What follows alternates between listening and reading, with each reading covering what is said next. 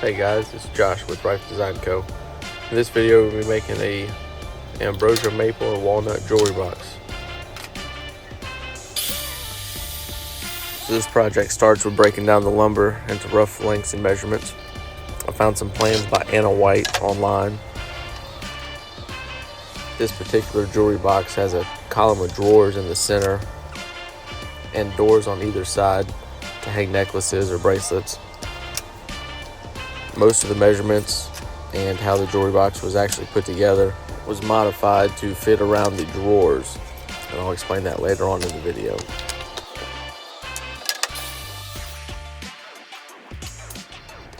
Once most of the pieces were cut to rough length on the miter saw, I then broke them down on the table saw to get a rough width.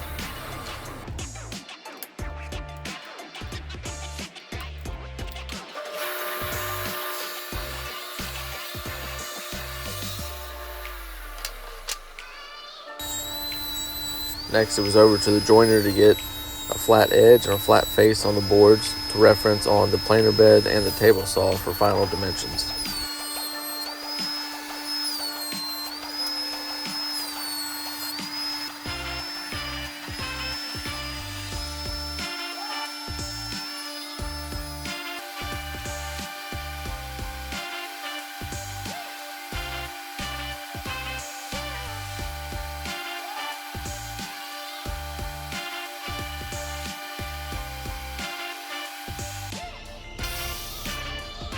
Here I'm cutting all the sides for the drawer boxes to length.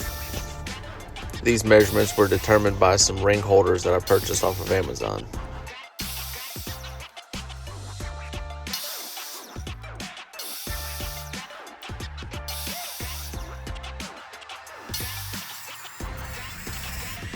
Next, I used a 1/4 inch straight bit on my router table to cut a 1/4 inch rabbet in the three sides of the drawer boxes.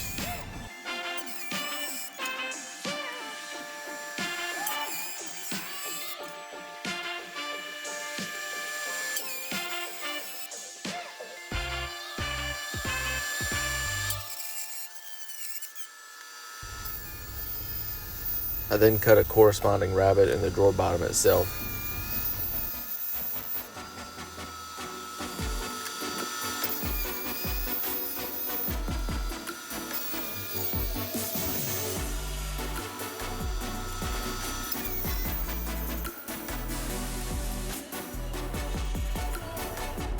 Once all the pieces for the drawers were ready to go, they were put together with some wood glue and clamps.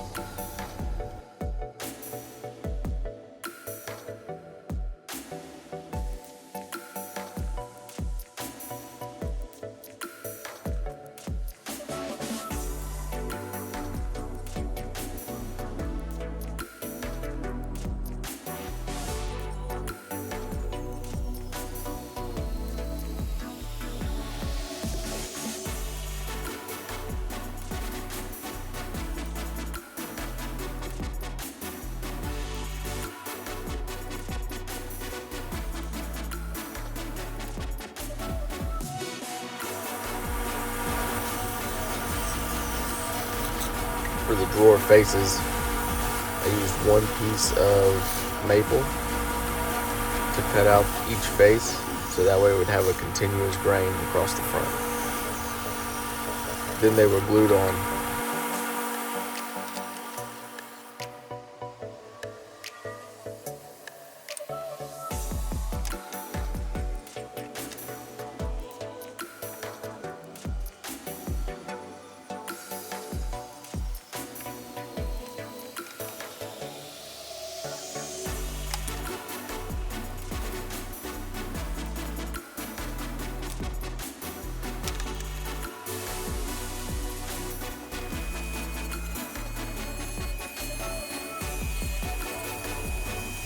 A rabbet was then cut into the parts for the two doors. Those were then glued up using some 90-degree clamps.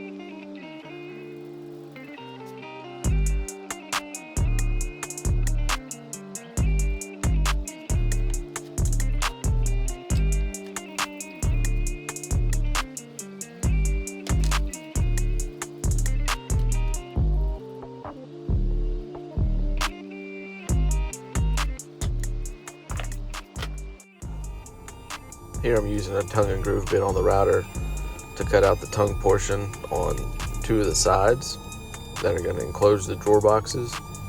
And then I'm going to cut corresponding grooves in the top, bottom, and back of the drawer box.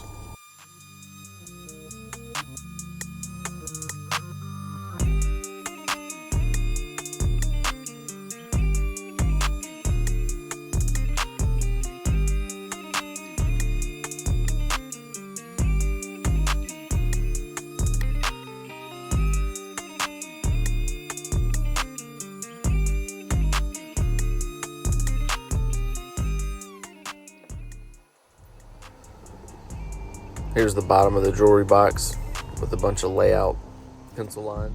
I'm using an X-Acto knife to cut the edges of the lines. That way I know where to use the 1/4 inch straight bit on the router to cut the grooves.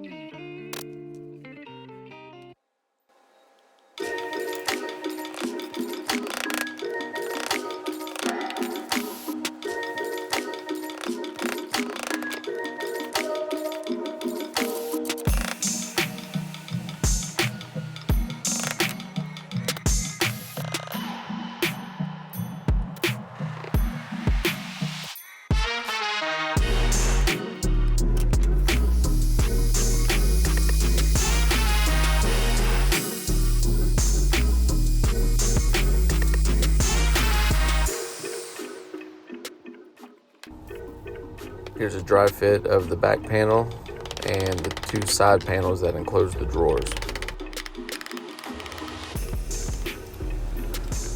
Once those were fit, I cut a 1/4 inch dado in all 3 pieces to accept a shelf that the drawers will slide onto.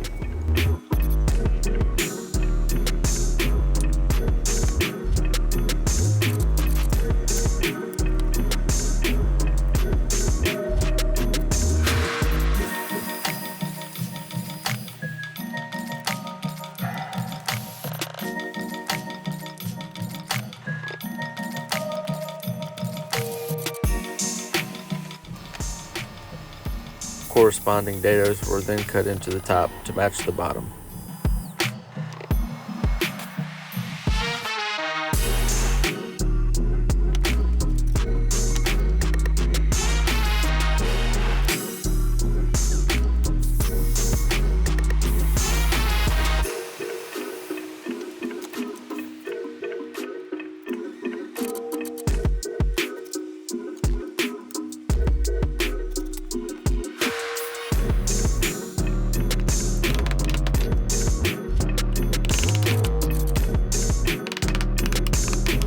Here's a dry fit so far, just to see how everything's coming together. You can see here how the shelves just slide into place. Now you can see how the continuous grain on the drawer faces go together. Next, a couple of brass hinges were installed on the back side for each door. A couple of playing cards were used as spacers, that way the door didn't drag.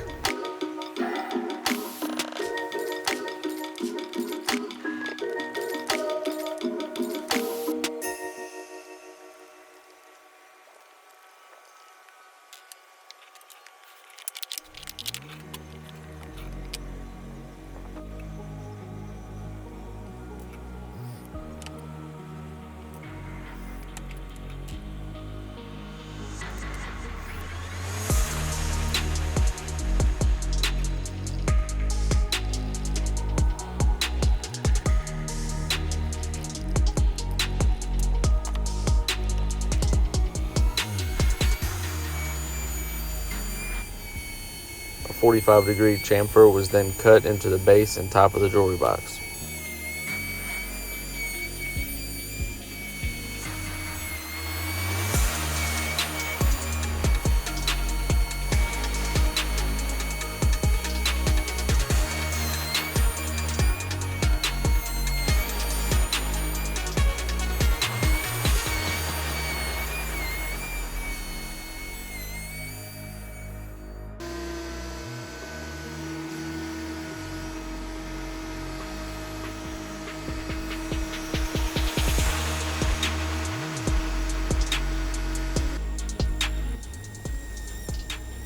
Then everyone's favorite part, sanding. I worked through all the grits from 80 to 180.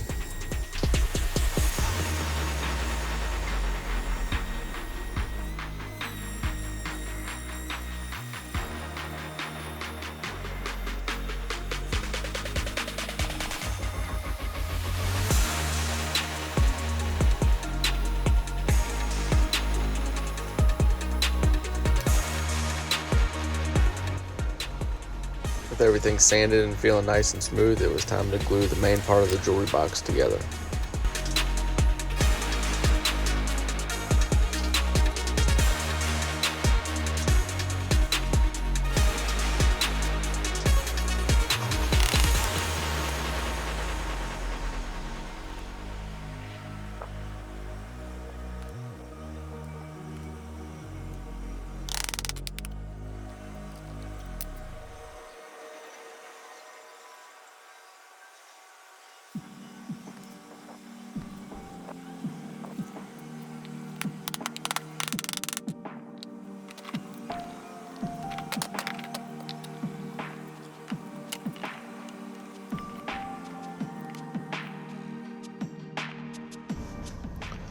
With the glue drying, it was time to add some finish to the rest of the parts. I'm using Maker brand Simple Finish, which is an oil-based finish with a wax sealer. I'm using a white non-abrasive Scotch-Brite pad to apply it. You basically just rub it on pretty generously. You let it soak for about 15 to 20 minutes. Then you add a second coat and let that second coat sit for another 15 to 20 minutes. Then using a rag, you're gonna wipe and buff off any excess oil that did not soak into the wood.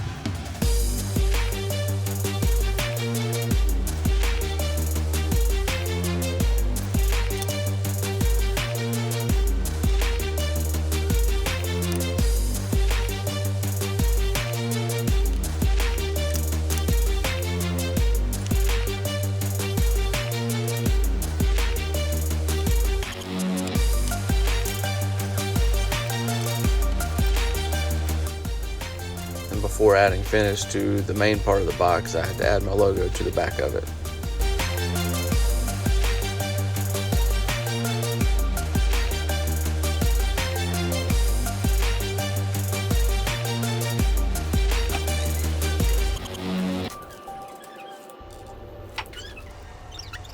Now it's time for the final assembly.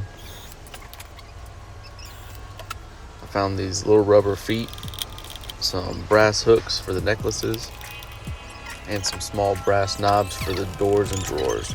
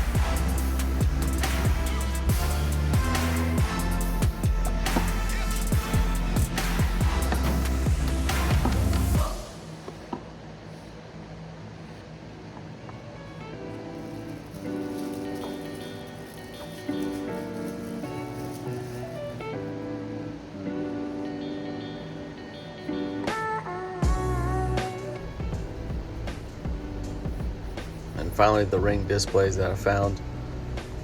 These little inserts just slide right into the drawers themselves. I only added 2 of them for now. Of course, we can take away or add more as needed.